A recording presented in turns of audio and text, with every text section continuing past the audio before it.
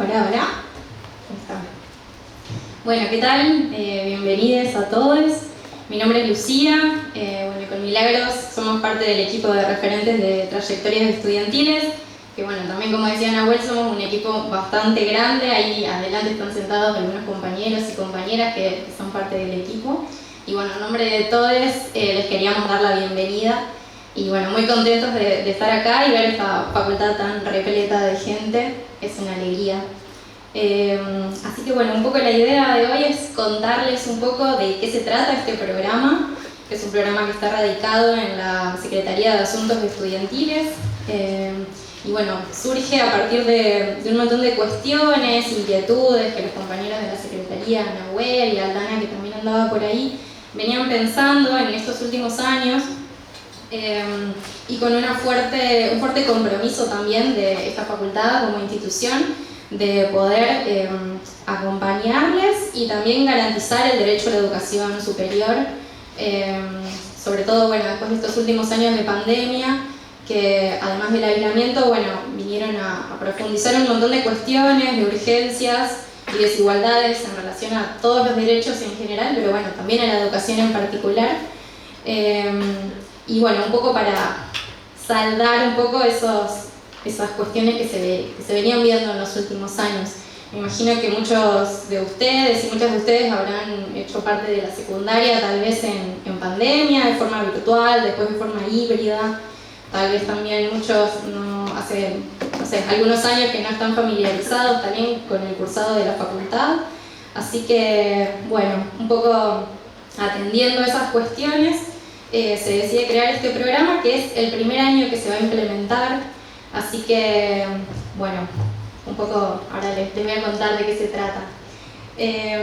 La cuestión de referentes de trayectorias estudiantiles tiene que ver con pensar algunas figuras que hayan transitado justamente la experiencia de ingresar a la universidad y también de continuar, de habitar la facultad.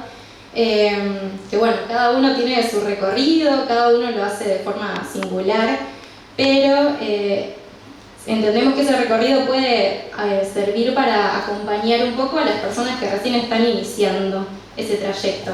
Que lejos de pensar desde el lugar de tutor o de decir, bueno, tienen que hacer esto, va del lado de poder acompañarles, de poder recibir las inquietudes que ustedes traigan. La facultad también tiene que de algún modo ir pensando en nuevos modos de recibir a las subjetividades que llegan a esta facultad, que no son los mismos ni hace 10 años ni hace 20 años. Y en ese sentido, bueno, con todo esto de la virtualidad también vino a cuestionar un montón de cosas que la facultad también tiene que repensar, los modos en que piensa los procesos de enseñanza, de aprendizaje, de alojar a las personas que llegan, para que ese primer ingreso a la facultad sea realmente, la facultad pueda alojarlos y no expulsarlos, digamos. Sabemos que es difícil esa distancia, a veces ese salto que se da entre bueno, la escuela media y la educación superior. Así que bueno, y la idea de trayectorias estudiantiles también tiene que ver con pensar que la trayectoria es un recorrido que cada uno va construyendo, que no está establecido de antemano y que no tiene un modo único de ser, sino que todo lo contrario es a construir y que cada uno va a ir haciendo el suyo, pero que sabemos que no es un recorrido que se pueda hacer en soledad. Sabemos que siempre es necesario contar con otros y otras que acompañen, que sostengan, que estén presentes, que escuchen y eso, que formen una especie de red, digamos, que acompañen ese tránsito, porque sabemos que nadie puede solo y eso nos parece algo muy importante, es un poco el fundamento, digamos, de este programa. Y sabemos porque también las trayectorias, bueno, básicamente la definición de trayectoria tiene que ver con un desplazamiento, entonces entendemos que alguien que empieza algo después está en otro lugar o en otra posición, podemos pensar, y nos gustaría que, bueno, a fin de año por lo menos poder pensar que no vamos a estar en el mismo lugar que ahora, no en el sentido de haber aprobado 1, 2 o 5 materias, sino en el sentido de que, bueno, de haber tenido experiencias este año que nos hayan marcado, que hayan dejado huellas y que nos vayan formando también como personas y como futuros trabajadores también, en este caso del campo de la salud mental. Así que bueno, entendemos que esa trayectoria no es sin extravíos, pausas, giros, cosas inesperadas con las que no contábamos, algunos encuentros, otros desencuentros, algunas frustraciones también, dificultades, cosas lindas también, festejos, y siempre es con otros y otras. Entonces entendemos que todo esto también nos va formando y que no es menos importante que los contenidos o las teorías que aprendamos en las materias, sino que son experiencias que nos van marcando y que nos van formando también. Y que, bueno, ni hablar de que el día de mañana cuando trabajemos, esa formación va a ser muy importante porque nos vamos a encontrar con escenarios muy inesperados, cuestiones difíciles, trabajar con personas con las que por ahí podemos trabajar mejor, otras con las que no, pero bueno, entendemos que todo eso es parte de la formación y que es muy importante en la formación. Así que bueno, un poco queríamos compartirles eso y decirles que bueno, este también es, como es el primer año que se implementa para nosotros, también es una experiencia nueva y queremos invitarlos a aportar, a sumarse, a compartir ideas, propuestas, lo que sea, lo vamos a estar recibiendo y la idea es transitar este año juntos y juntas. Así que bueno, pueden ir aportando. Ahora Mile les va a contar un poquito más. Bueno, muchas gracias, Lucía. Antes que nada, bienvenidos y bienvenidas a la Facultad de Psicología. Estoy muy contenta de estar hoy con ustedes acá. A mí me toca hoy presentar al grupo, a los 12 que conformamos este programa, y contarles un poco cuál es nuestra idea, al menos inicial, para empezar a trabajar juntos este año. Así que voy a nombrar a mis compañeros para que sepan sus nombres, igualmente después nos vamos a conocer en los cursillos, en las comisiones de retrabajo, pero quiero nombrarlos, así que ahí voy a leer. Bueno, en primer lugar, conforma este equipo Fabricio Matkovich, Lucía Rueda, que está acá al lado mío, Martín Terra, Sofía Ceballos, Lorenzo Formagini, Lucila Álvarez, Estefanía Grasso, Manuela San, Joana Da Campo, Valentina Amorelli, Sara Gómez Carmana y bueno, quien les habla, Milagros Zenón. La idea es comentarles un poco por qué estamos nosotros encabezando, digamos, esta propuesta.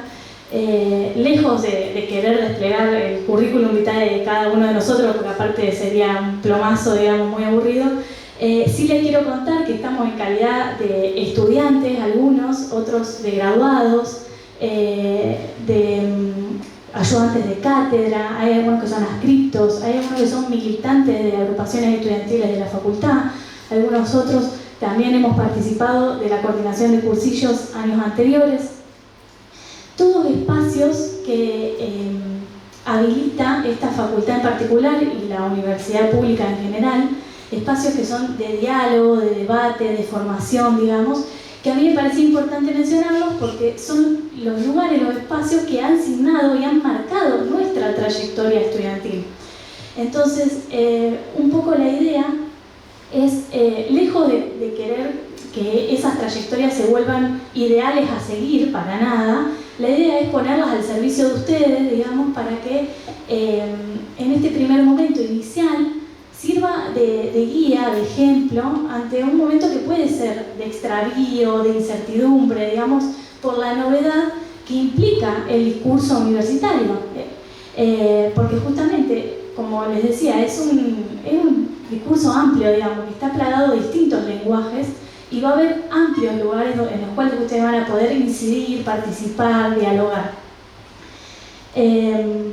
Entonces, bueno, la idea es que ustedes aprovechen este espacio que brinda la universidad pública, y quiero remarcar el término público porque esta es parte parte de una política pública del gobierno de esta facultad, digamos, que tiene que ver justamente con no solamente garantizar el ingreso a la universidad, que es pública, es libre y gratuita para todos, sino también poder generar las condiciones para la permanencia de todos ustedes, para que ustedes puedan habilitarse a hacer de esta facultad un lugar propio.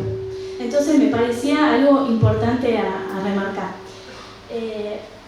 Y bueno, la invitación es que este camino lo empiecen con otros, justamente estamos nosotros como referentes, pero hay otros que son los docentes, que son los graduados, que son los textos. Entonces invitamos a empezar un diálogo con todos esos otros.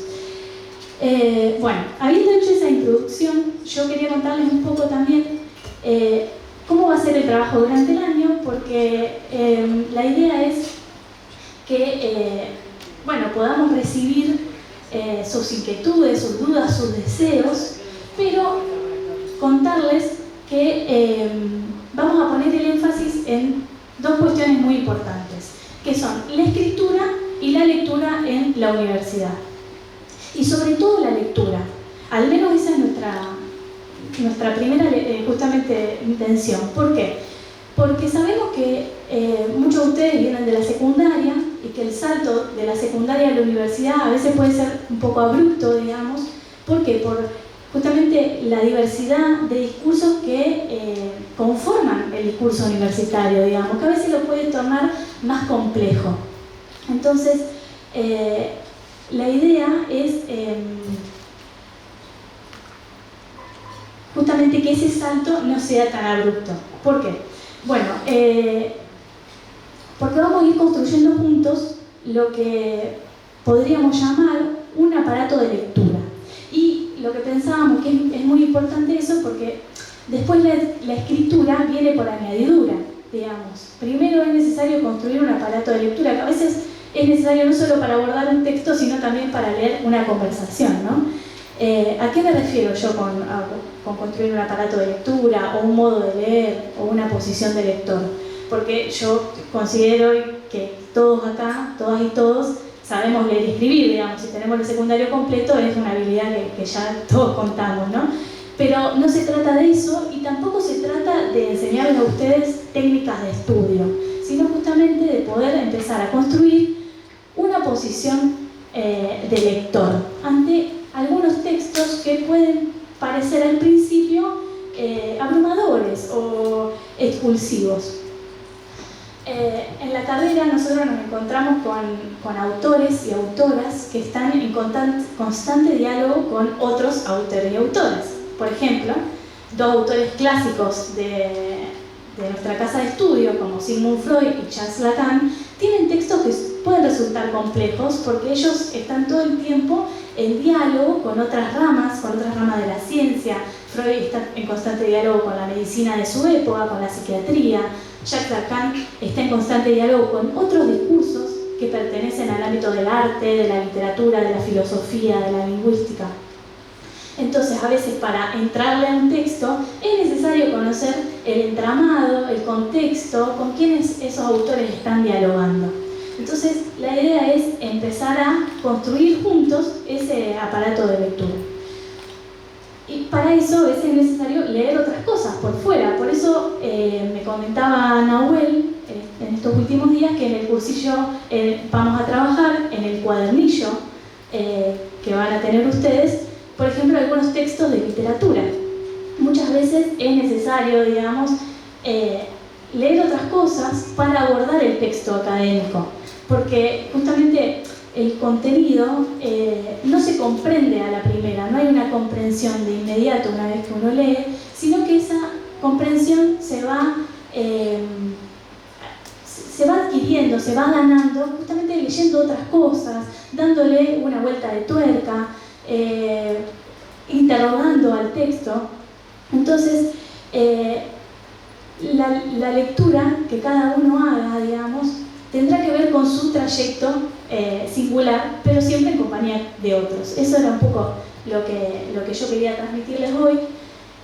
Para ir cerrando, yo les quería comentar una cita muy breve de un autor que a mí me gusta mucho, que espero que puedan trabajar a lo largo de estos años. seguramente lo van a escuchar nombrar. Es una cita del psicoanalista argentino Oscar Abelardo Mazzotta, que él dice, algo a mí me resultó clave, que dice: nunca se habrá recomendado lo suficiente acerca de la manera de leer ciertos textos.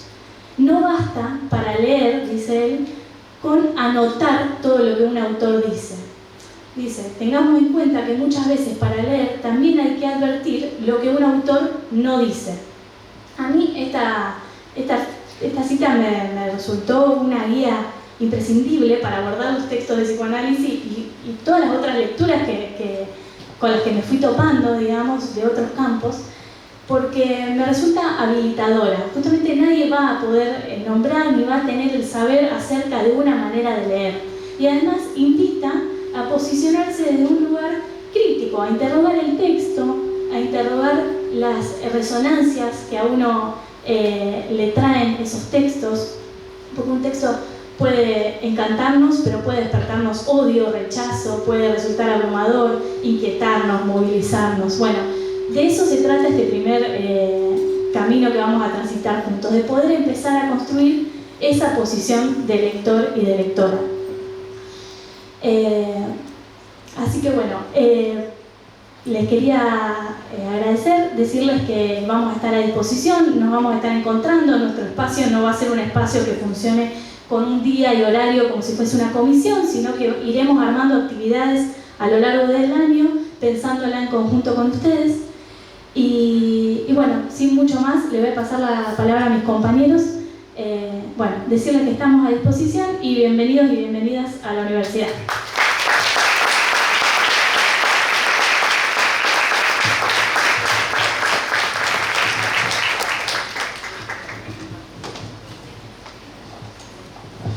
Bueno, antes de darle la palabra a los compañeros, yo quería presentarlos, por supuesto. Desde la facultad, el año pasado, creamos un área que es el área de Cultura y Deportes, y la verdad que era un compromiso que teníamos pendiente con compañeros que vienen participando arduamente de diferentes disciplinas deportivas. Ya se van a ir anoticiando.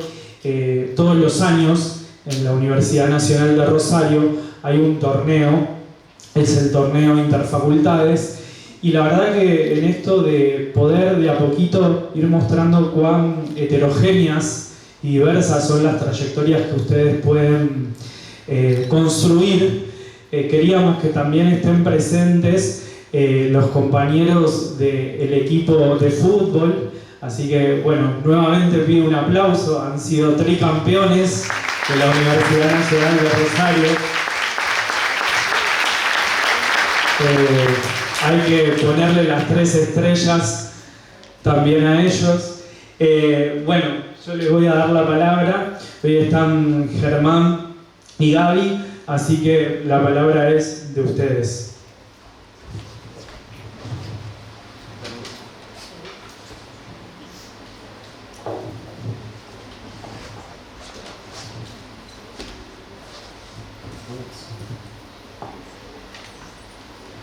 Bueno, primero decirles que es una tremenda alegría que haya tantos estudiantes y tantas estudiantes en el Zoom, y no solo en el Zoom, porque el patio también está repleto. Espero que se esté escuchando allá afuera.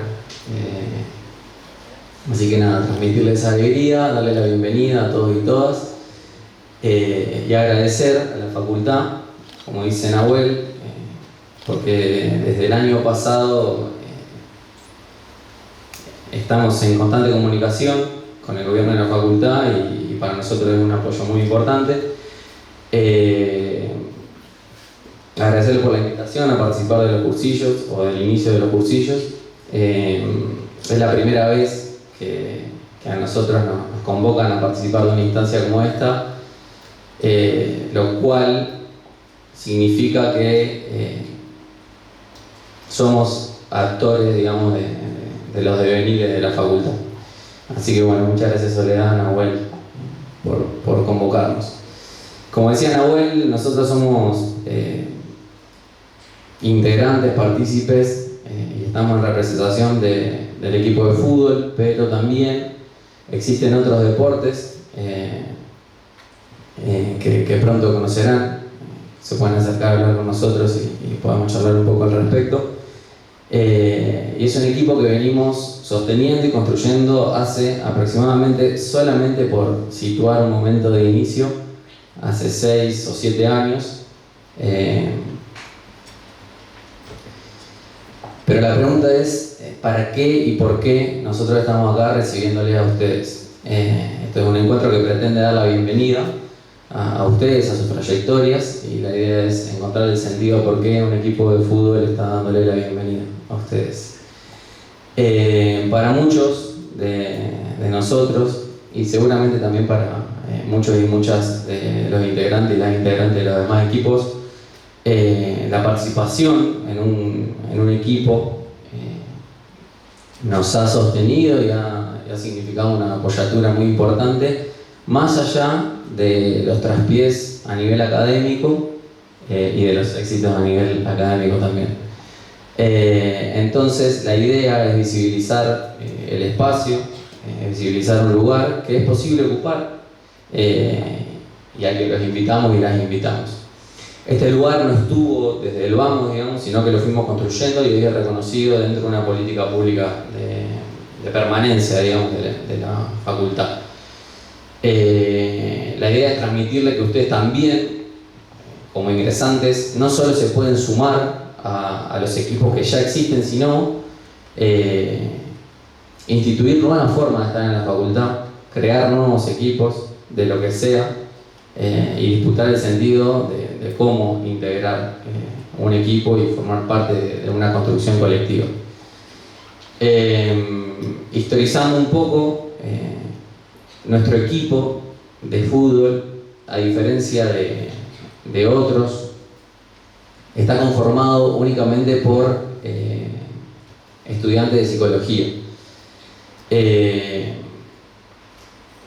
Participamos en un torneo en el que hay otros equipos que tienen nombres no representativos de la facultad y en el cual se encuentran estudiantes de diversas facultades. Nosotros decidimos sostener una especie de reglamento interno en el que todos los integrantes somos de la misma facultad. Esto no es por un rechazo a las demás facultades, bienvenidos al intercambio y súper necesario es. En el cursado y una vez recibidos en el diálogo con otras disciplinas, pero tiene una intencionalidad que apunta a la construcción de una identidad con la facultad, digamos, a un sentido de pertenencia. Como les dijimos, hace 6 o 7 años más o menos que venimos construyendo y con este tiempo transcurrido, el interés que puede despertar el triunfo deportivo en tanto como acumulación de trofeos y esas cuestiones, digamos, que es algo que, bueno, seguimos sosteniendo, digamos, pero que fue dejando lugar o haciendo lugar a la atención respecto de las trayectorias académicas y vitales de nuestros compañeros, digamos. Y esto habla de un tipo de lazo que buscamos construir y que contempla al otro como un compañero.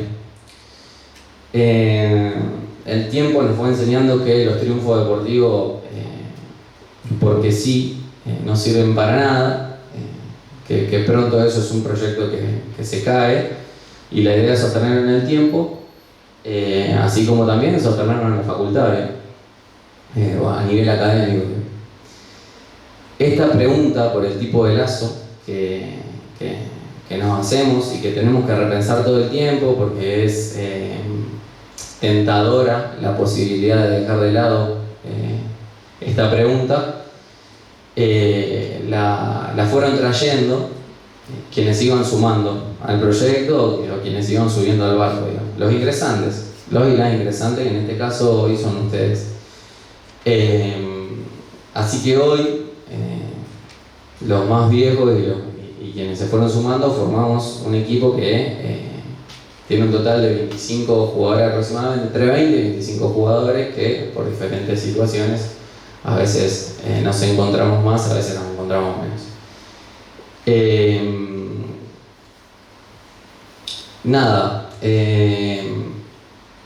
Este tipo de lazo viene a criticar, a poner ahí en tela de juicio una manera de construir vínculos al interior de las construcciones colectivas, y la idea es convidarle eso a ustedes, digamos, que vengan a instituir nuevas formas en la facultad, que la facultad no sea estanca, que la facultad esté viva, y que esté viva en cualquiera de las trayectorias que ustedes decidan transitar, digamos, ya sea en el deporte, a nivel académico o a nivel cultural, o como fue.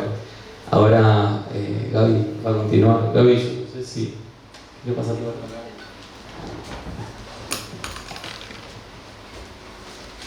Entró el suplente. Bueno. Buenas. Mi nombre es Gabriel. Les quiero decir que estoy muy nervioso y que es muy difícil hablar acá adelante. Bueno, voy a hablar de mi experiencia directa con el grupo y con el equipo, porque me parece que es lo más real que le puedo compartir. Y nada, bueno. Y ya, sí, así. Bueno, ¿por qué les contamos sobre el equipo y demás? Es más que nada para que les sirva de metáfora o ejemplo de lo que puede realizar un grupo dentro de la facultad. Así, contarles que bueno, que no siempre fue así, sino que tuvimos que ir cambiando formas de realizar y de manejarnos en el grupo. En principio, nada, aprovechando todo este aluvión que viene en la sociedad en esta época, nada, nos atravesó por completo y bueno, nos movió un poco la estantería con respecto, digamos, a esta idea media exitista de tener que ganar y competir y demás, de tener que salir campeones, aunque lo hicimos y que lo buscamos sin duda, pero bueno, comenzó a surgir ahí una voz media silenciosa sobre el derecho a jugar y el derecho de todos, ¿no? De todo el grupo a jugar. Nada, esto nos permitió en cierta manera encontrarnos con el otro, con el compañero y poder charlar y poder rever estas cosas. También en diálogo con la gente que está a cargo de comandar la facultad, también hubo un acercamiento, pudimos lograr muchas cosas. El año pasado pudimos obtener nuestras camisetas y bueno, y así obtener también para el equipo básquet una cancha a su disposición para que puedan entrenar y demás, como también insumos y bueno. Así, bueno, compartirles que en mi experiencia personal y en la de muchos del grupo, el equipo de fútbol fue una gran contención, un lugar donde quedarnos, de ocupar un lugar y saberse en él, digamos, ¿no? Eso, saberse contenido y que sirvió para esto, para el mantenerse en la facultad, ¿no? Con estas idas y venidas, con estos encuentros y desencuentros. Así que nada, esto les vengo a traer como estas propuestas y envalentonarlos, ahí va, para que se puedan reunir, se puedan juntar, se puedan conseguir ahí una masa crítica de personas que piensen igual y que compartan para poder plantear lo que les quieran plantear a la facultad, ¿no? Como comunidad y como esto que Germán mencionaba, esto de que la facultad está viva y de que no es ahí un edificio inerte, sino que todo lo vamos construyendo. Bueno, contarles que aparte de competir a nivel universitario, facultativo, representando a la facultad, también se puede competir a nivel regionales y a nivel nacional y mundial. ¿Vos fuiste campeón? Germán fue campeón nacional. No, regional, yo salí segundo. Pero bueno, nada, está esa posibilidad también. Para ir cerrando, antes de venir, me puse a pensar en qué sentido tenía todo esto de que yo venga a hablar de mi experiencia. Y me surgió así un tema con la palabra sentido. Y de lo que creo yo que hizo a la identidad del grupo en sí, del grupo humano. Entre la tensión que existe entre lo nuevo y lo viejo, y entre esta parte conservadora y la que quiere expandirse, aparecieron portavoces ahí en el grupo que se hicieron con el derecho a hablar. Y bueno, por ahí nos encontramos sabiendo escuchar como grupo aquellas demandas o aquellas cosas. Y bueno, y nos, con ayuda del ser creativo, digamos, y con darnos el permiso, comenzamos ahí a tratar de modificar nuestro nuevo horizonte.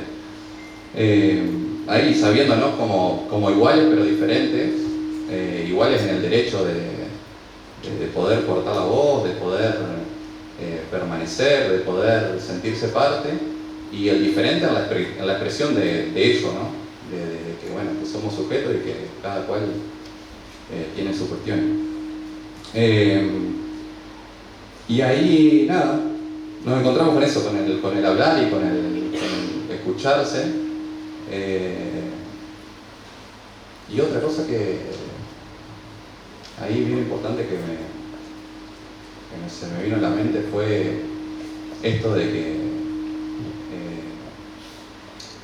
nos comenzamos a reunir y comenzamos a tratar estos temas que surgían, y de pronto nos vimos como en esto de caminar, de que el ritmo y la velocidad del caminar es el caminar del más lento, porque de lo contrario, digamos, lo estaríamos dejando fuera. Así que bien interesante ese funcionamiento y eso que nos encontramos realizando eso, ¿no? No es algo que lo preparamos, ni mucho menos. Entonces con esto, con el tema de la palabra sentido, vengo con esto a traerles que el sentido no es un mensaje preestablecido, sino que el sentido marca una dirección, y que es en cierta manera algo que vemos en el horizonte. Y esto de quererles compartir esta manera de caminar la facultad, de llevar su carrera y los espacios que en la facultad hay para expresarse. Bueno, gracias.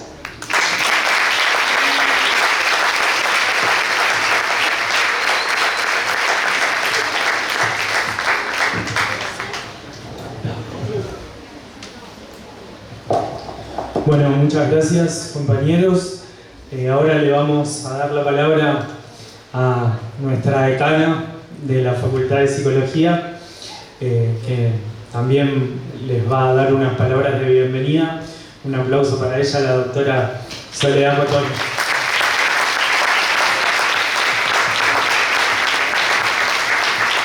Bueno, en realidad, primero, además de darle la bienvenida, voy a pedir disculpas, al menos para que quede grabado aquí, para aquellos compañeros y compañeras que quedaron afuera, no pudieron ingresar, y que, bueno, hoy hace mucho calor y el audio por ahí no es el adecuado. Vamos a subir a redes lo que se filme en este momento para que sirva de retrabajo en las comisiones de cursillo de ingreso, ¿sí?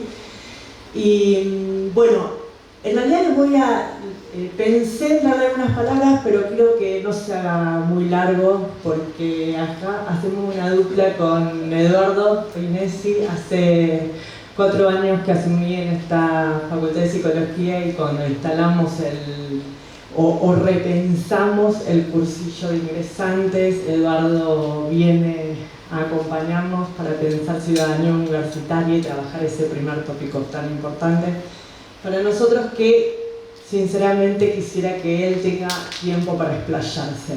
Solo decir algo antes de leer la carta, que resignificaron, porque yo en realidad cuando pensé en traer algunas cuestiones quería transmitirles profundamente algo de lo que nos vino habitando en estos 4 años y fundamentalmente después de haber atravesado una pandemia, que es la pregunta por la transmisión, ¿sí? Y ustedes me preguntarán por qué nosotros estamos tan preocupados por la transmisión en la universidad. Primero porque es uno de los lugares fundamentales de donde se transmite cultura, ¿sí?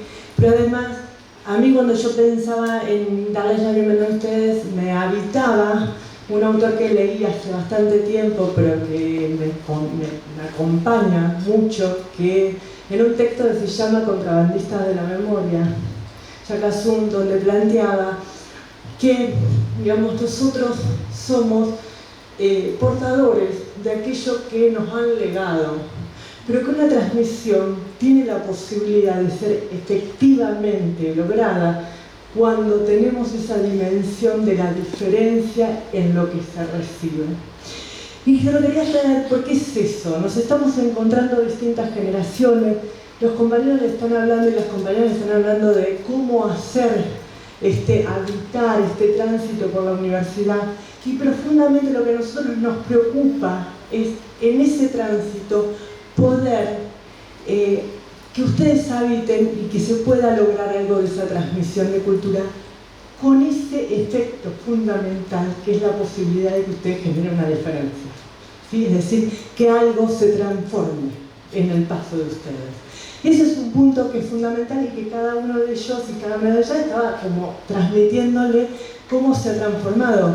Y bueno, una de las cosas que también nos preocupa profundamente es esto, que es que estamos en la universidad pública y la universidad pública implica masividad.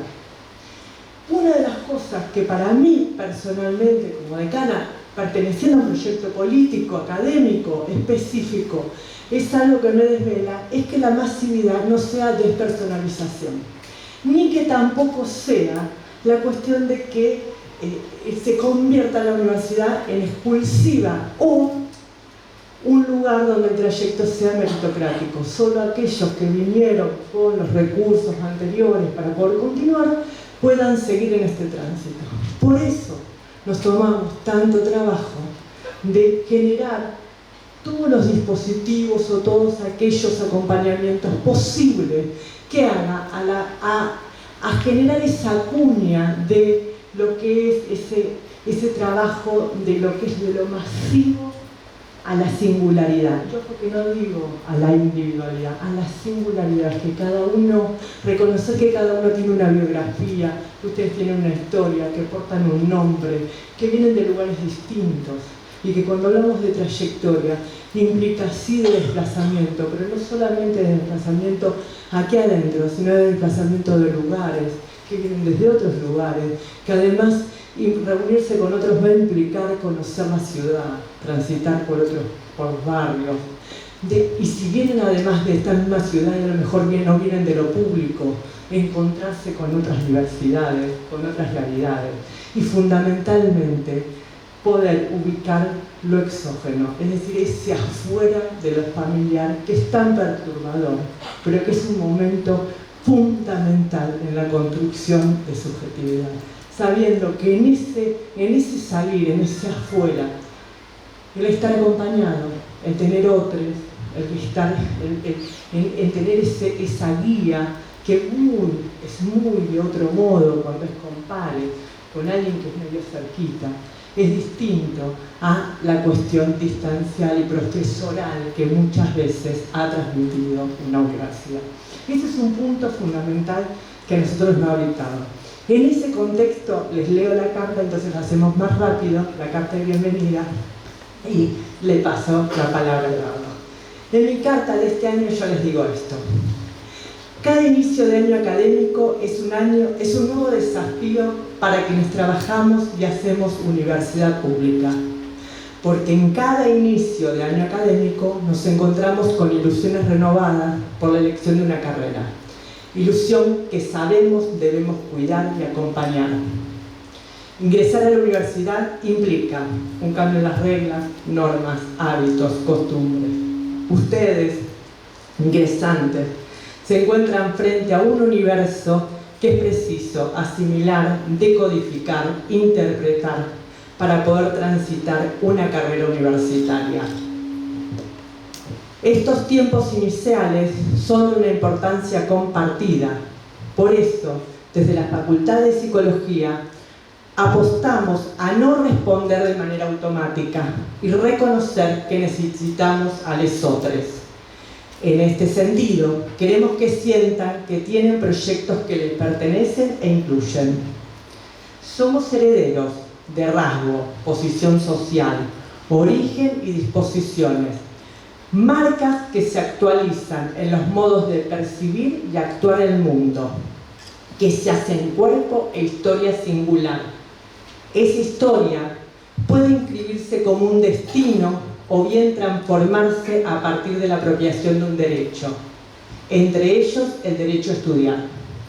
La educación, derecho humano fundamental, tiene como fin el desarrollo integral del sujeto, como todos los derechos, pero además es esencial para poder ejercer todos los demás derechos.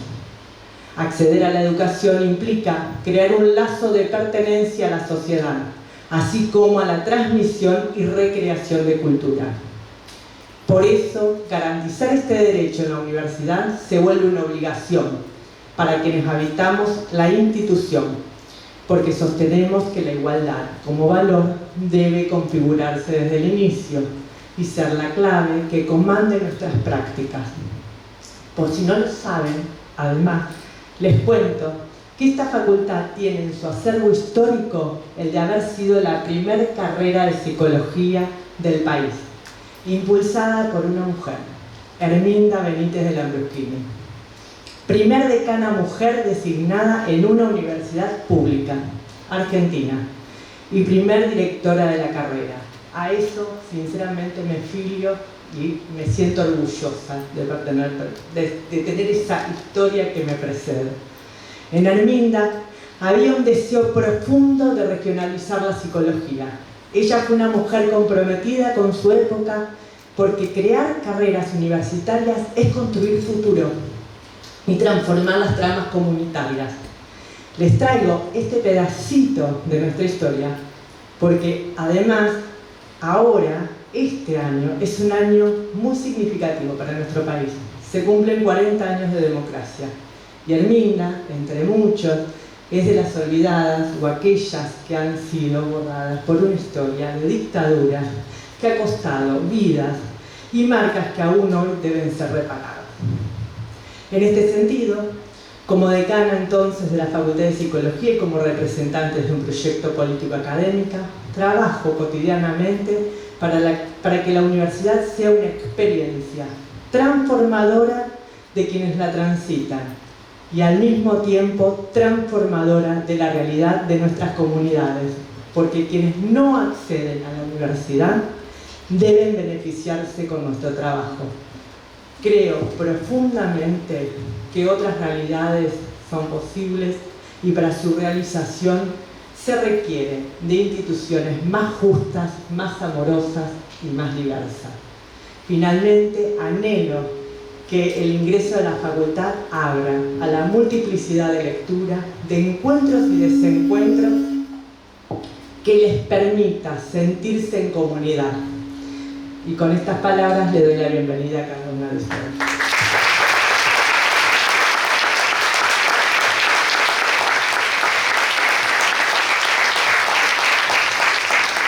Muchas gracias, Sole, la conductora de esta facultad.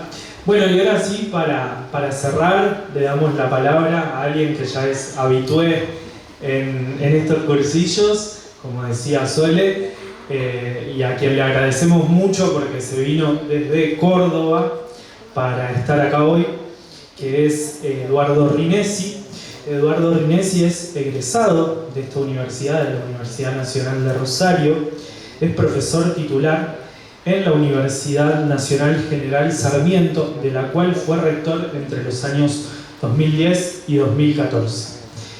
Así que bueno, le damos la palabra a Eduardo. Bueno, muchas gracias. Buenas tardes. Es siempre una alegría muy grande participar de estos encuentros. Yo, efectivamente, como decía Nahuel, estudié en esta universidad. Esta es mi universidad, de modo que esta es siempre una lindísima y grata excusa para volver.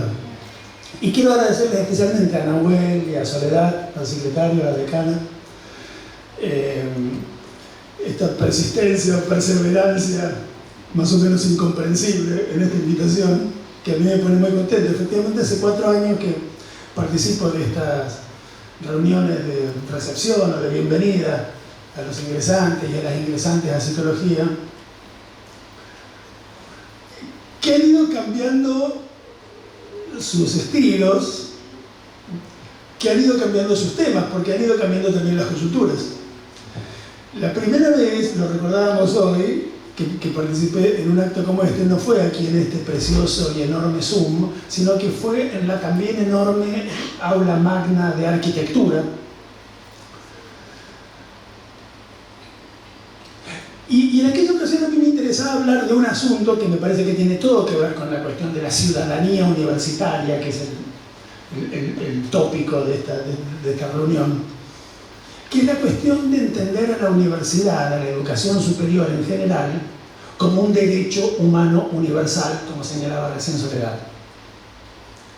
Esa idea, por suerte, se nos va volviendo más o menos habitual, pero la verdad de la milanesa, cuando uno lo piensa un poco, es que es la idea menos habitual del mundo. Es una idea verdaderamente muy revolucionaria, que tiene muy poquitos años en la historia milenaria de existencia de universidades en la cultura de los países de lo que solemos llamar Occidente. Las universidades tienen en números redondos más o menos 1000 años de historia, como las conocemos más o menos.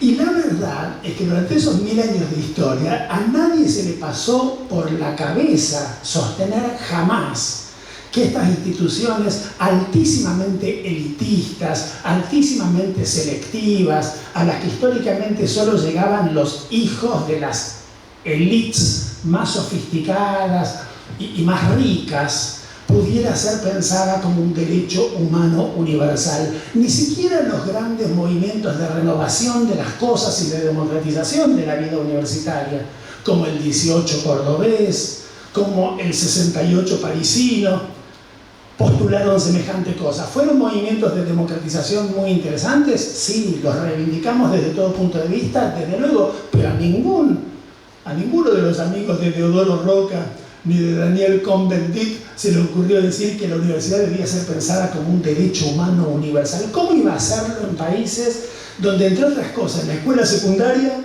no era una obligación establecida por la ley? Donde la universidad solo podía ser una opción para aquellos que se habían podido dar el lujo previo de terminar un nivel educativo que ninguna ley les exigía terminar. Es muy reciente la idea de la universidad como derecho, y es una idea que nos puede poner muy contentos y muy orgullosos que se haya proclamado por primera vez aquí en América Latina. En el año 2008, en la preciosa localidad de Cartagena de Indias, en una conferencia regional de educación superior que formula una declaración extraordinaria que empieza diciendo esto: la educación superior es un bien público y social. Apareció muchas veces hoy la palabra público y yo voy a volver sobre ella más adelante. Es un bien público, teléfono para la Organización Mundial de Comercio. Esto no es una mercancía. Esto no se compra y se vende en el mercado. Esto es parte de la cosa pública, parte de la res pública, y tenemos que defenderlo en ese sentido. Es un derecho humano universal, dice la Declaración de Cartagena del año 2008, y es por lo tanto una obligación de los Estados.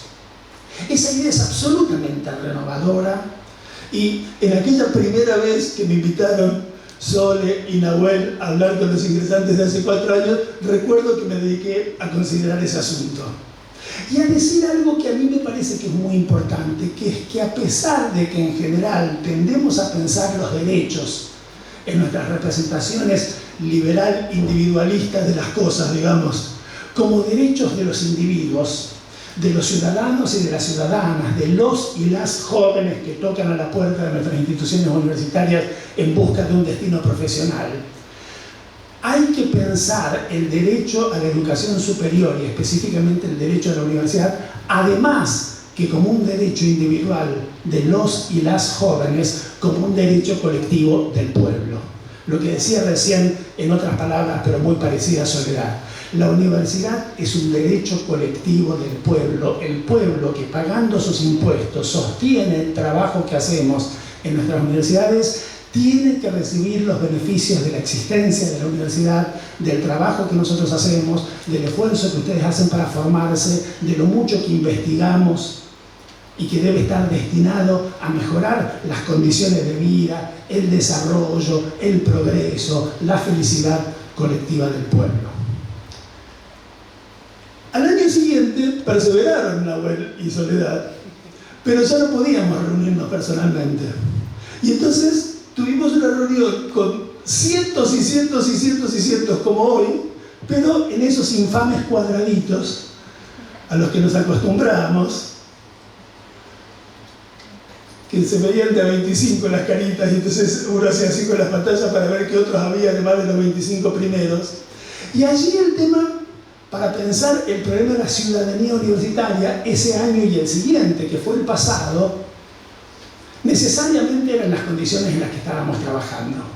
Las condiciones de catástrofe sanitaria, ambiental y consecuentemente social, económica y política que atravesaba no el país, el mundo, y en el que debíamos pensar de nuevo todos estos mismos problemas. El problema de los derechos, el problema de nuestras responsabilidades, el problema del lugar y el modo de funcionamiento de nuestras instituciones. Hay un filósofo alemán extraordinario que años después de la Segunda Guerra Mundial escribió un libro formidable, se llamaba Karl Jaspers, que se llama La bomba atómica y el futuro de la humanidad. Es un libro formidable, lo recomiendo mucho, libro extraordinario, de un gran filósofo del siglo XX. Una de sus grandes discípulas, quizás hoy más conocida que él, que se llamaba Hannah Arendt, traza una semblanza preciosa de su maestro Jaspers en un libro magnífico que se llama Hombres en tiempos de oscuridad, y allí reseña el libro de Jaspers diciendo que los momentos de grandes catástrofes históricas, de grandes catástrofes planetarias, sacan a la idea de humanidad de las zonas confortables de la filosofía, de la literatura o de la utopía, para convertirlas en un imperativo de primer orden de la política. Y estos últimos años era difícil no tener esa sensación, que estábamos ante un desafío político de primer orden, que era pensar nada más ni nada menos que la humanidad. No se trataba solamente de decir, la universidad no es solo un derecho de los individuos, es también un derecho de los pueblos, de los estados-nación. Se trataba de preguntarnos qué podíamos hacer las universidades, los universitarios, con nuestros saberes, con nuestros talentos, con nuestras capacidades, en relación con un problema que excedía por los 4 costados los límites de nuestros estados-nación. Cuando llegaban las 8 de la noche y prendíamos el noticiero durante el año y medio que permanecimos encerrados, y veíamos palas excavadoras cavando tumbas en el estado de San Pablo, en el estado de Nueva York, en San Petersburgo o en la provincia de Jujuy. Y percibíamos que todas esas tumbas tenían una característica en común. Todas tenían el tamaño de nuestros propios cuerpos. ¿Cómo no percibir de un modo casi físico nuestra común existencia a un colectivo en el que necesariamente teníamos que pensar si no queríamos que esa catástrofe no significara nada para nosotros más que una interrupción momentánea de lo que veníamos haciendo?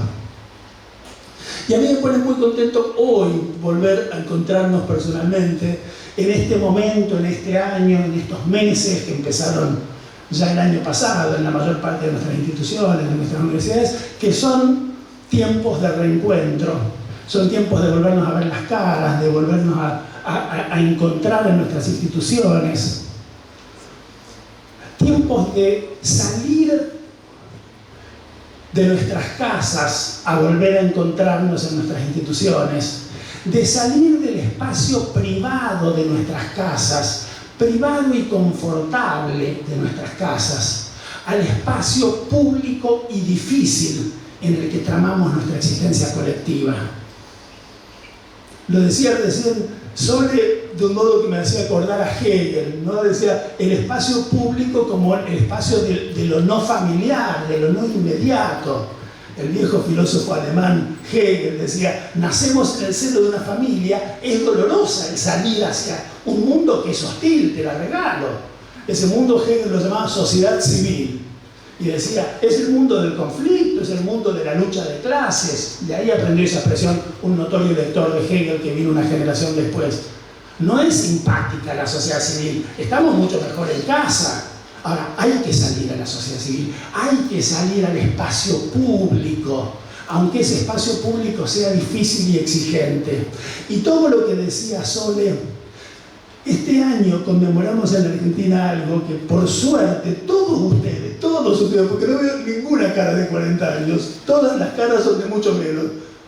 De modo que o usan unas cremas bárbaras, o ninguno de ustedes tiene la experiencia vital de lo importantísimo que es para la Argentina poder celebrar 40 años de vigencia ininterrumpida de la democracia. Y en este año estamos pensando mucho en estos 40 años. Nos vienen a la memoria muchos de los episodios, de los personajes, de los discursos. Hace 40 años aparecía en la escena pública argentina un personaje que a mí mucho no me gustaba, creo que a Sole tampoco, pero que con la vejez uno se reconcilia con las cosas y sospecho que Sole también, aunque Sole todavía no llegó a ese periodo de la vida. Se llamaba Raúl Alfonsín y fue presidente de este ISPA en el año 1983. Y yo me acuerdo de una frase que decía Alfonsín en sus discursos de campaña, que era exactamente la que hoy estamos repitiendo acá. Hay que salir de nuestras casas. Hay que salir de las casas a donde nos mandó, ¿qué cosa? El miedo. Era un miedo distinto. Era el miedo a que nos mataran. Era el miedo a que nos secuestraran. Era el miedo a que nos desaparecieran. No era el miedo a contagiarnos de COVID. Pero ahí me parece una analogía interesante allí para pensar.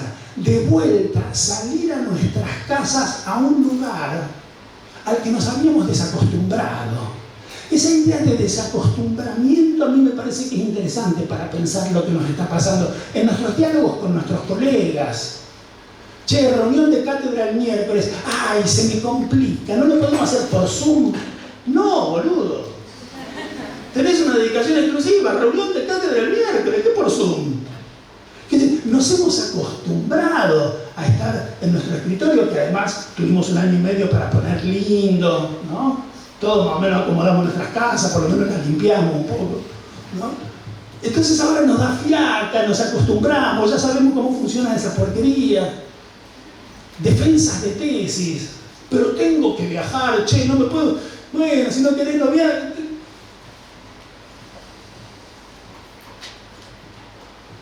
Por eso me gusta la figura del extravío que usaban los compañeros en la convocatoria y que apareció varias veces en la exposición. Estamos como extraviados en el espacio público. En casa sabíamos más o menos cómo estábamos. Y ahora de vuelta a la universidad, de vuelta a las aulas, ¿cómo era eso de dar clase de verdad con tipos y tipas de verdad? ¿Cómo era lo de moverse por la parte de adelante del aula y tratar de que los muchachos y las chicas no se caigan muertos de sueño y tratar de hacer un chiste en el momento oportuno para que se despierten? Todo eso no lo habíamos olvidado en la época de los Zooms. ¿Cómo era lo de tener reuniones de cátedra donde discutíamos textos, con los textos en la mano y con la virome Vic subrayando y discutiendo con el colega nuestras interpretaciones? Estamos extraviados en el espacio público, y eso mismo nos obliga a pensar cómo lo habitamos, con más sagacidad, con más sabiduría. Se nos vuelve más difícil que nunca el espacio público. La modernidad tiene sobre el espacio público, digo la modernidad para decirlo rápido, ¿no? Los últimos siglos en nuestra vida, digamos así,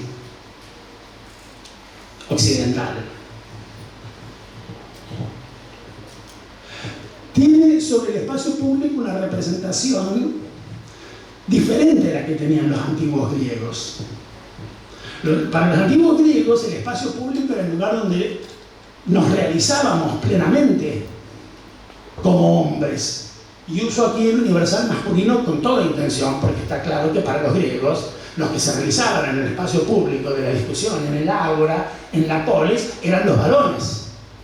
Y quienes no tenían acceso a esas discusiones en el ágora, en la polis, eran hombres privados. Las mujeres eran hombres privados, los esclavos eran hombres privados, los extranjeros eran hombres privados. ¿Privados de qué? Privados de humanidad plena, porque no podían realizarla en el lugar en que esa humanidad se realizaba, que era el espacio público de la ciudad. Lo privado, para los griegos, aludía a la privación. Lo privado era una palabra negativamente connotada. Y lo público era el lugar de la realización. La modernidad cambió las cosas. En el siglo XIX, lo público no es el lugar donde nos realizamos. Es el lugar donde seguro que nos matan, nos afanan, nos violan. Y el lugar donde estamos seguros, cómodos, ¿no? El dueño de casa leyendo el periódico con su pipa, los chicos jugando con el perro San Bernardo, ¿no? Es el lugar interior, privado. Y la palabra privado entonces deja de ser una palabra negativamente connotada para pasar a tener un gran signo más. Acá en Rosario, circunstancias familiares que no vienen al caso, me hacen últimamente un habitué del Hospital Privado de Rosario. Hoy venía en el taxi y veo una residencia privada para adultos mayores. Lo privado como reivindicación no se oculta vergonzosamente. Decimos, no, este es un hospital privado, tomá. Y lo público, en cambio, no se percibe de una manera degradada o peligrosa. Bueno, tenemos que volver a recuperar la idea de lo público, de la cosa pública, de la res pública. Por eso me alegra que cada vez que se hable de esta universidad se subraye que se trata de una universidad pública. El espacio que ocupamos aquí no es un espacio cualquiera, no es un club privado de bridge, es una universidad pública y tenemos que volver a habitarla, y tenemos para eso que pensar este extravío en el que estamos. La idea de extravío me gustó mucho. Por supuesto sería elegante y sofisticado decir que el extravío es muy interesante. Por supuesto, los extravíos son interesantes y vienen inmediatamente a la memoria las exquisitas páginas de Walter Benjamin, ¿no? Sobre el flaneur, la flânerie, ¿no? El caminante de las ciudades que caminando por la noche se pierde en París o en Berlín y en determinado momento no sabe dónde está, y ese es sin duda un momento interesante, un momento creador. ¿A quién no le pasó alguna vez? Bueno, seguro toma un poco excesivamente, lo que sea, y dice, ¿dónde fui a parar después de todas estas cervezas? Pero es un momento interesante, el momento en que uno se extravía, en el que uno se pierde. ¿A a condición de que con ese extravío hagamos algo interesante, a condición de que encontremos los modos de procesar productivamente ese extravío. ¿Cómo hacemos eso? Poniéndonos a conversar con alguien, haciéndonos amigos de alguien, encontrando un referente, ¿no? Yo voy a ir por donde va ese, que me parece que va bien, ¿no? Poniéndonos a jugar alguna cosa con aquel otro, del que de ese modo nos vamos a hacer amigos. Poniéndonos a leer o a escribir. Leemos para saber dónde estamos. Escribimos para saber quiénes somos. Es muy interesante el énfasis que los compañeros ponen este año en las prácticas de la lectura y de la escritura. Porque también allí estamos perdidos, porque también allí estamos extraviados. Me venía a la memoria una película que se estrenó en los cines hace algunos años, tal vez la vieron. Creo que se había traducido como Perdidos en Tokio. El título en inglés era Lost in Translation. Interesantísimo título, porque el problema allí no era solamente Tokio, donde seguro que no conozco Tokio, seguro que te perdés. ¿No? Una sola palabra en una lengua que se entienda. Pero uno seguro que se pierde un toque. Pero aquí la pareja protagónica, que eran además grandes actores, no me acuerdo bien, hace como 10 o 15 años, estaban perdidos en el lenguaje. No solo estaban perdidos en Tokio, estaban perdidos en el japonés. No se entendían, no entendían, ¿no? Estamos perdidos en el lenguaje. ¿Qué hacemos con ese extravío? Y es interesante pensar el extravío en el lenguaje, la pérdida en el lenguaje. Freud decía que el lenguaje estaba estructurado, que el inconsciente estaba estructurado como un lenguaje.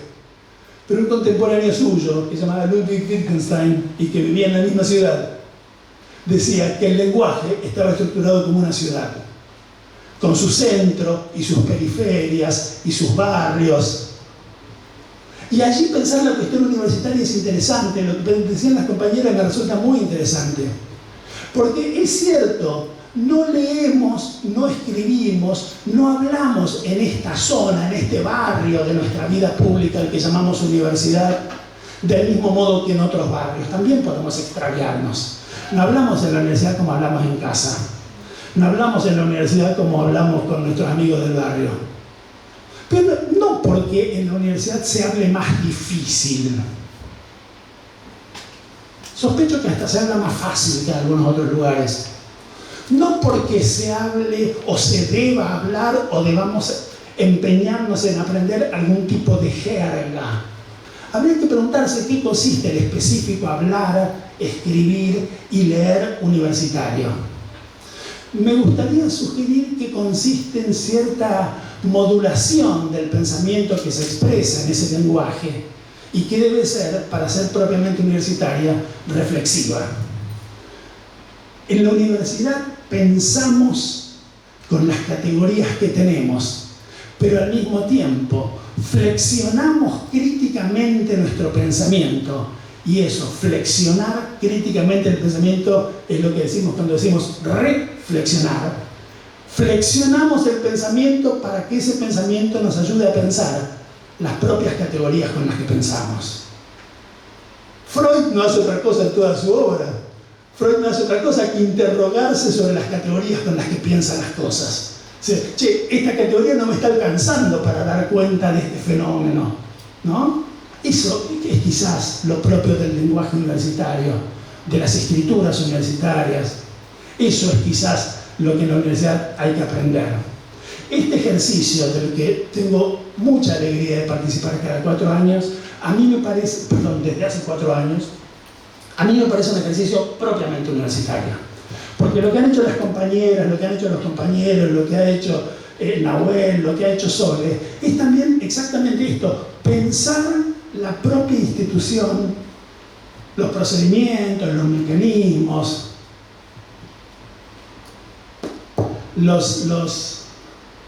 las invitaciones que la institución es capaz de hacer para que en medio de nuestro desconcierto, en medio de nuestro extravío, podamos habitarla adecuadamente.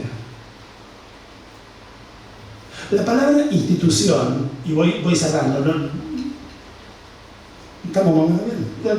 Ya termino diciendo esto. La palabra institución es una palabra muy interesante.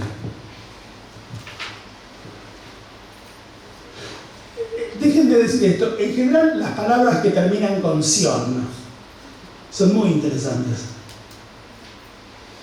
Y nuestro lenguaje sobre la subjetividad, sobre la vida social, sobre la vida política, está llena de palabras que terminan con "ción". Institución, constitución, revolución. Pueden hacer ustedes el ejercicio de ir al diccionario y buscar allí estas palabras que terminan con "ción". Pero como yo ya lo hice, se lo voy a contar, así le ahorro. Pues tienen mucho Freud para leer los próximos años, así que no van a andar buscando palabras tontas en el diccionario. Yo busqué esas palabras en el diccionario y todas tienen una definición que empieza diciendo acción y efecto de. Construcción, acción y efecto de construir. Institución, acción y efecto de instituir. Composición, acción y efecto de componer.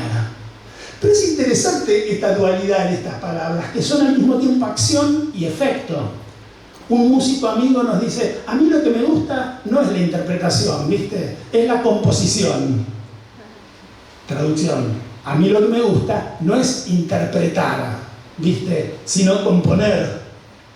Cuando las palabras que terminan con "ción" se usan para indicar una acción, son reemplazables por un verbo. La construcción de mi casa me llevará 3 años. Traducción, construir mi casa me llevará 3 años. Ahora, después de esos 3 años, cuando la casa está construida, yo paso orgulloso frente a ella con un amigo y le señalo y digo, mirá qué linda construcción. Allí construcción no es acción, es efecto de haber construido. No es verbo, es sustantivo. Y cuando mi amigo compositor terminó de componer, viene con un pentagrama lleno de cosas incomprensibles, redonda, negra, blanca, ¿no? Y me dice, mirá qué linda composición. Ahí composición no lo puedo reemplazar por un verbo, porque es un sustantivo, es el resultado de haber compuesto. Con la palabra institución pasa eso. Una institución es una cosa que está allí, que puede asustarnos, que puede meternos miedo, que tiene sus reglas, que tiene sus reglamentos, que tiene sus estatutos, que tiene sus conducciones. Pero también es la acción de no cesar de instituirla, de no cesar de hacerla, de no cesar de construir en ella los mecanismos a través de los cuales salimos del extravío, ¿no?, que nos asalta cuando cruzamos sus puertas, porque esa institución también somos nosotros, haciéndola todos los días. Las prácticas de las que aquí hablaron las compañeras, los compañeros, la extraordinaria idea de traer a colegas impresionantes. Hoy fue mencionada María Teresa Andrueto, que tiene cosas sobre la escritura y sobre la lectura formidables para pensar en qué consiste esto de escribir y de leer en la universidad, fuera de ella. Me parece que son modos en los que la institución los acompaña a ustedes o los invita a ustedes a construir su propio camino de construirla. Y eso me parece que es una lindísima invitación, y es quizás el sentido más profundo que le podemos dar a esa otra palabra complicada, última palabra complicada que digo y ya me callo, que es la famosa palabra autonomía, ¿no? La autonomía, que no es independencia, separación del exterior como si el exterior fuera peligroso, es esta capacidad para darnos a nosotros mismos, a través de nuestras acciones, a través de nuestros movimientos en las instituciones, la propia vida de esa institución. De eso se trata, y me parece que es una aventura interesantísima. Querría tener la edad de ustedes para poder protagonizarla de nuevo. Muchas gracias.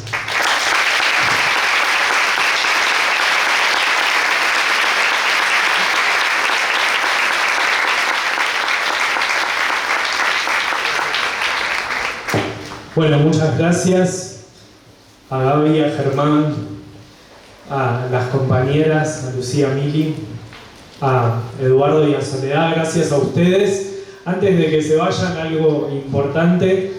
Mañana, quienes al momento de preinscribirse se anotaron en el turno mañana, los y las esperamos a las 10, y quienes se anotaron a las 18 horas, los y las esperamos a las 18 horas. Muchas gracias y disculpas nuevamente por los desperfectos de hoy.